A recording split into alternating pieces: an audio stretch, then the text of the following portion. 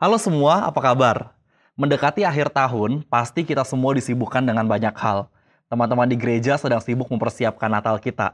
Dan Anda yang bekerja juga biasanya sudah mulai disibukkan dengan membuat laporan akhir tahun dan merencanakan program atau budgeting untuk tahun depan. Keluarga-keluarga juga mungkin sudah mulai disibukkan dengan perencanaan untuk mengisi liburan akhir tahun, betul? Semua orang akan semangat sekaligus deg-degan kalau berbicara akhir tahun. Semangat karena akan ada hal-hal baru di depan, tetapi juga deg-degan dengan hal-hal baru tersebut.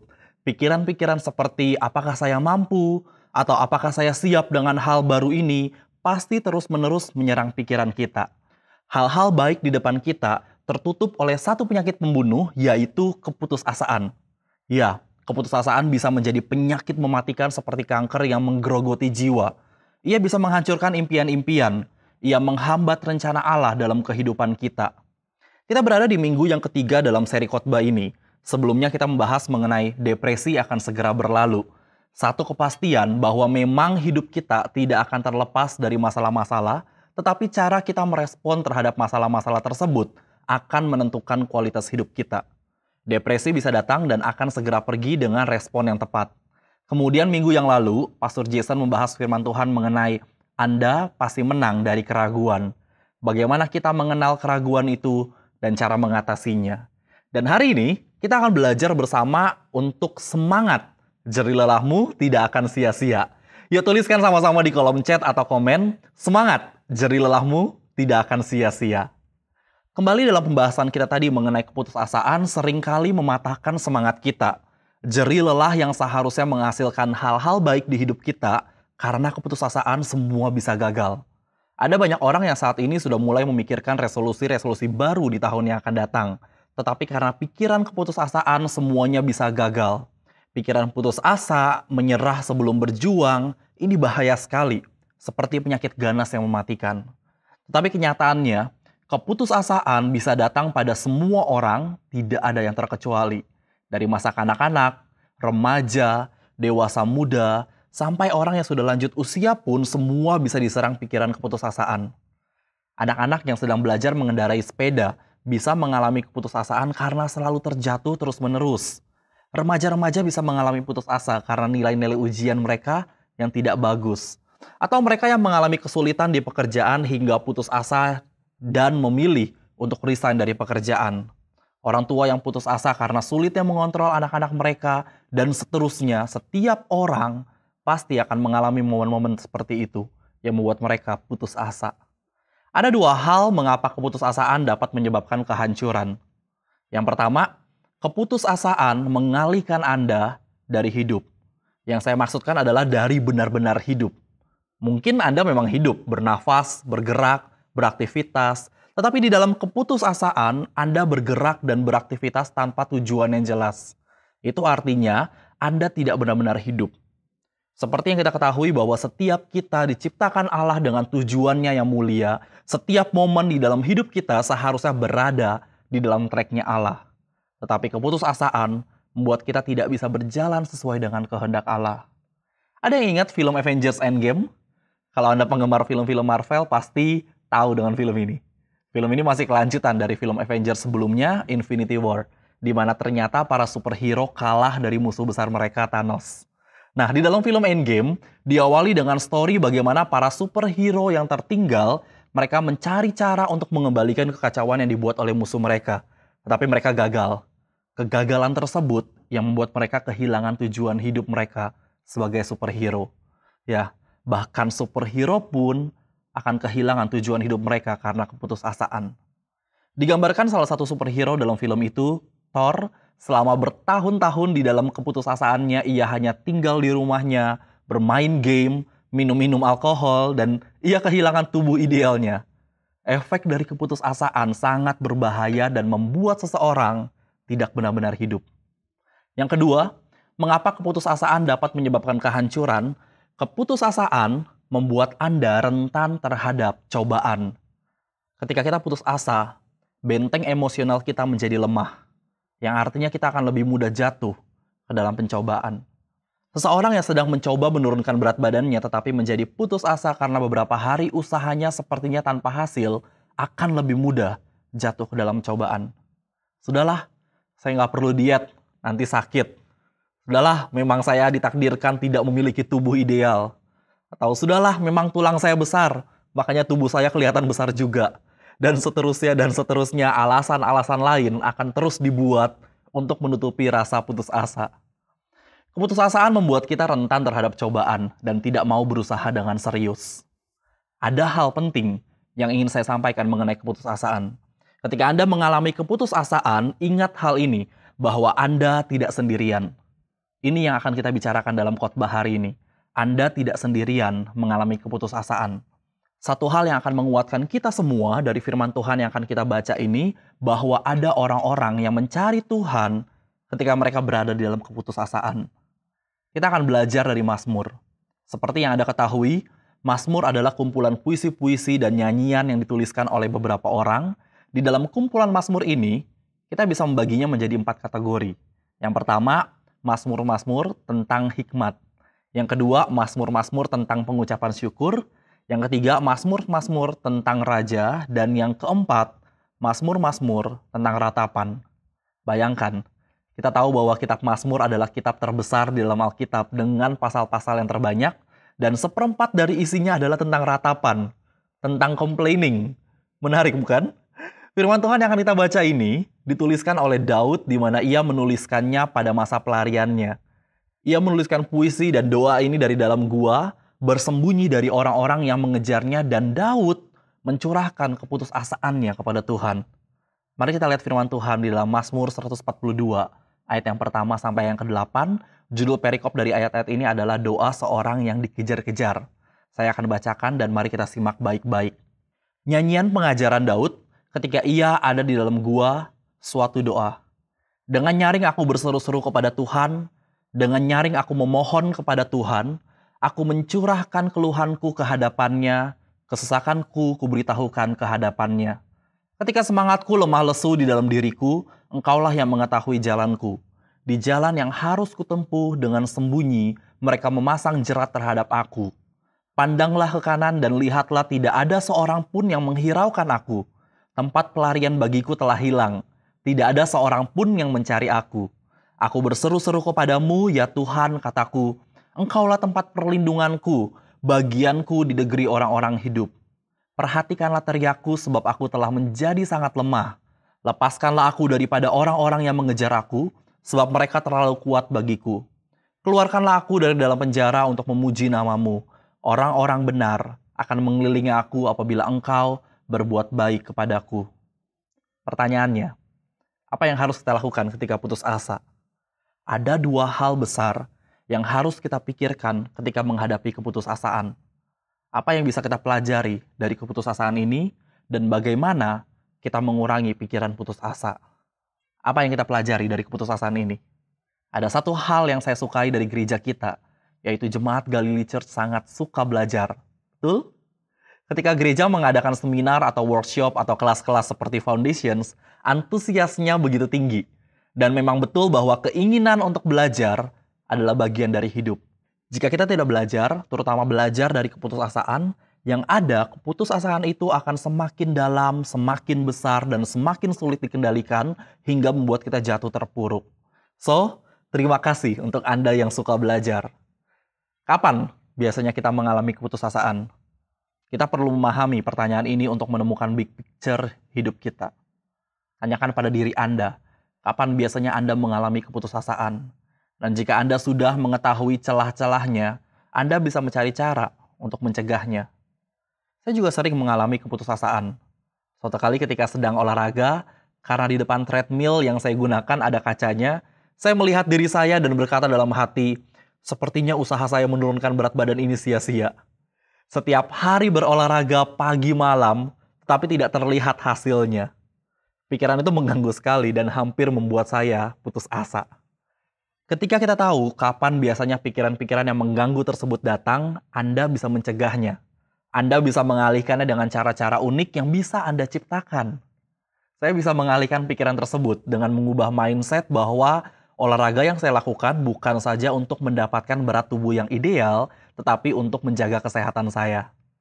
Pertanyaan yang lebih spesifik, mengapa saya mengalami keputusasaan ini? Mungkin ini menjadi pertanyaan yang sedikit sulit ketika kita sedang berada di dalam keputusasaan. Tekanan yang ada membuat kita sulit berpikir jernih. Kita benar-benar membutuhkan harapan dan pertolongan. Keputusasaan yang saya alami karena olahraga yang sepertinya tidak ada hasilnya disebabkan karena tujuan yang tidak benar. Mengapa saya mengalami keputusasaan ini? Ekspektasi saya tidak dipikirkan dengan matang sehingga usaha yang saya lakukan tidak memenuhi ekspektasi tersebut. Pertanyaan ini sebenarnya akan menolong kita meluruskan kembali tujuan-tujuan kita. Tidak apa-apa jika sebelumnya tujuan kita tidak benar, ekspektasi kita tidak tepat, dan bersiap untuk kembali menemukan tujuan-tujuan yang benar. Yang ketiga, apa yang akan Tuhan katakan kepada saya? Pertanyaan ini menjadi sangat penting ketika mengalami keputusasaan. Kita tahu bahwa Tuhan selalu memberikan rancangan yang terbaik untuk setiap kita. Tetapi Tuhan juga memberikan kehendak bebas kepada kita untuk membuat kita belajar bertumbuh dan berani menentukan pilihan-pilihan di hidup kita. Catatan pentingnya, Tuhan tidak pernah meninggalkan kita. Tuhan selalu ada mengawasi kita dan siap menolong kita ketika kita berseru kepadanya. Alkitab mencatat begitu banyak ayat yang berbicara tentang jangan takut, kuatkanlah dan teguhkanlah sebab akulah Tuhan Allahmu. Anda dan saya tidak sendirian di dalam keputusasaan. Ada orang-orang di sekitar kita yang bisa menolong kita, terlebih ada Tuhan yang selalu siap menolong kita. Amin. Pertanyaan yang keempat, apa yang harus saya ubah? Inilah sisi positif dari keputusasaan, yaitu ketika kita mengalami putus asa, ada suatu hal yang harus kita ubah. Seperti yang saya katakan sebelumnya, mungkin tujuan-tujuan kita yang tidak benar, atau mungkin ekspektasi-ekspektasi kita yang tidak jelas. Kita tidak perlu terpuruk di dalam kegagalan yang kita alami, tetapi ambillah keputusasaan ini sebagai pelajaran berharga dan membawa kita kepada perubahan. Inilah pertanyaan-pertanyaan reaktif ketika kita mengalami keputusasaan. Apa yang bisa kita pelajari dari apa yang kita alami tersebut? Sekarang kita akan melihat cara yang lebih proaktif, yaitu bagaimana kita mengurangi pikiran putus asa. Bagaimana kita mencegah keputusasaan menjadi lebih besar. Yang pertama, jadwalkan waktu istirahat. Ada sebuah quote yang terkenal, "If you get tired, learn to rest, not quit." Jika Anda lelah, belajarlah untuk beristirahat, bukan berhenti. Hidup di kota besar seperti Jakarta membuat banyak orang kehilangan waktu-waktu istirahatnya. Tidak sedikit orang-orang yang bekerja full-time, tapi memiliki pekerjaan part-time di waktu-waktu yang seharusnya mereka gunakan untuk beristirahat. Betul? Alkitab mencatat bahwa Allah memberikan pelajaran berharga bagi manusia sejak dalam masa penciptaan. Di hari yang ketujuh, ia beristirahat. Mari kita lihat Kejadian 2 ayat yang pertama sampai yang kedua. Demikian diselesaikan langit dan bumi dan segala isinya, ketika Allah pada hari ketujuh telah menyelesaikan pekerjaan yang dibuatnya itu, berhentilah ia pada hari ketujuh dari segala pekerjaan yang telah dibuatnya itu. Bagaimana hal ini bisa mengurangi pikiran putus asa? Ketika kita beristirahat, kita akan punya waktu untuk memulihkan pikiran dan tubuh kita, jadi kita tidak akan kering. Karena jika kita kering, pikiran kita akan lebih rentan terhadap keputusasaan. Jangan ragu untuk beristirahat. Sediakan waktu untuk tubuh dan pikiran Anda pulih kembali. Yang kedua, jadilah seorang pemberi semangat.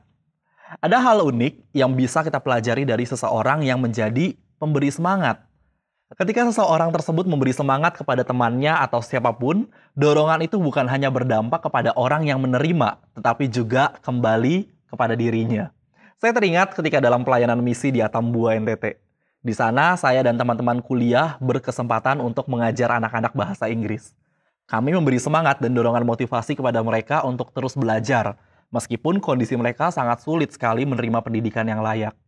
Perjuangan mereka untuk mencapai sekolah mereka tidak semudah kita yang tinggal di kota-kota besar. Tidak ada transportasi, tetapi mereka harus berjalan kaki melewati hutan dan sungai-sungai yang cukup berbahaya. Ketika memberi semangat kepada anak-anak itu untuk terus belajar, bukan hanya mereka yang termotivasi. Saya rasa sayalah yang paling termotivasi bahwa saya harus terus belajar dan belajar dengan serius. Perjuangan mereka untuk belajar jauh lebih hebat dari apa yang saya alami. Tantangan mereka jauh lebih banyak dibandingkan dengan saya. Amsal 11 ayat 25. Orang yang banyak memberi akan berkelimpahan. Orang yang suka menolong akan ditolong juga. Efesus 4 ayat 29, kalau kalian berbicara janganlah memakai kata-kata yang kotor. Pakai saja kata-kata yang membina dan memberi pertolongan kepada orang lain. Kata-kata seperti itu akan mendatangkan kebaikan kepada orang-orang yang mendengarnya. Kita bisa memulai dengan hal-hal yang simpel, seperti memberi pujian kepada orang-orang di sekitar kita. Tidak harus pujian yang berlebihan, tetapi coba dengan hal-hal kecil seperti, baju kamu bagus ya? Atau, makasih ya sudah membantu. Perkataan-perkataan ini benar-benar simpel, tetapi dampaknya akan sangat luar biasa. Ketiga, berdoa untuk penyebab keputusasaan. Ada banyak hal yang bisa menyebabkan kita putus asa. Ada orang-orang yang mungkin membuat kita putus asa dengan perkataan mereka atau tindakan mereka, dan kita perlu berdoa untuk mereka. Yesus berkata di dalam Matius 5, kamu telah mendengar firman, kasihilah sesama manusia dan bencilah musuhmu. Tetapi aku berkata kepadamu, kasihilah musuhmu dan berdoalah bagi mereka yang menganiaya kamu. Tuhan Yesus memberi pencerahan kepada murid-muridnya supaya mereka mengasihi orang-orang yang menganiaya mereka. Demikian kita juga harus belajar untuk mengasihi orang-orang yang membuat kita putus asa. Dan ini yang terakhir, berubahlah dari dalam kepada hal-hal yang kekal. Ini hal yang penting. Ketika saya putus asa dan saya berhenti, kemudian mempertanyakan mengapa bisa terjadi, biasanya masalahnya akan kembali ke saya. Harapan-harapan saya yang tidak terpenuhi karena kegagalan saya. Ekspektasi yang saya sendiri tidak bisa memenuhinya. Semua akan kembali ke saya. Jadi yang saya maksudkan dengan berubah dari dalam kepada hal-hal yang kekal adalah kita perlu mengubah mindset kita dari tentang saya kepada tentang Tuhan. Kita harus berhenti membuat self-centered untuk segala sesuatu di hidup kita. Yohanes 14 ayat yang pertama sampai yang kedua. Janganlah gelisah hatimu, percayalah kepada Allah, percayalah juga kepadaku, di rumah Bapakku banyak tempat tinggal. Jika tidak demikian, tentu aku mengatakannya kepadamu. Sebab aku pergi ke situ untuk menyediakan tempat bagimu.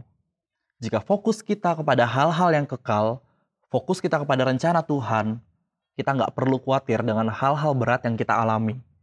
Kita tidak perlu putus asa karena telah mencari jawaban untuk masalah kita. Ketika Anda putus asa, pikirkanlah tentang Tuhan.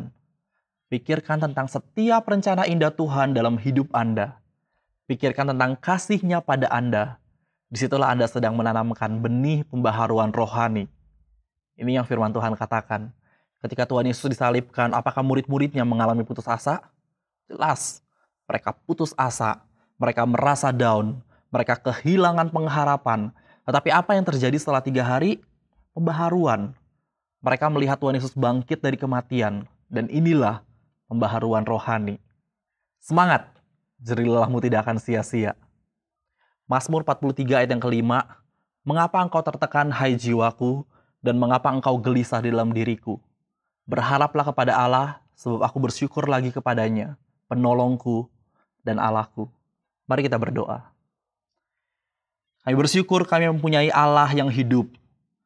Kami mempunyai Engkau yang begitu mengasihi kami dan siap menolong kami di dalam kesesakan kami. Terima kasih Tuhan. Kami belajar hari ini Tuhan, bahwa kami tahu Tuhan setiap jerih lelah kami tidak akan sia-sia di dalam Engkau.